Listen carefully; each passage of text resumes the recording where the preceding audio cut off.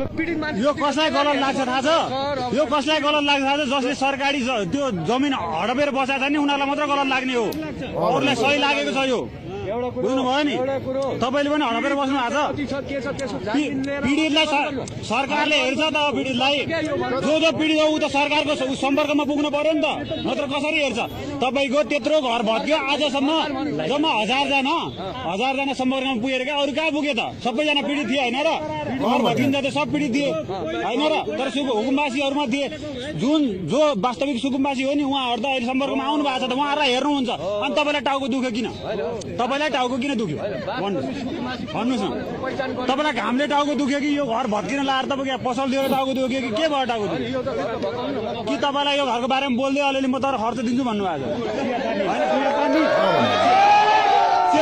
भने क्या यार, पत्रकार भनेको यस्तो निडर हुनुपर्छ क्या, यसरी सवाल गर्न सक्नुपर्छ क्या, कुरा सुरा बुझ्नु छैन, सरकारको विरोध गरे गला पड्किने सिगन छड्किन ताले। मलाई त कति रिस उठे यिनीहरू देखेर त।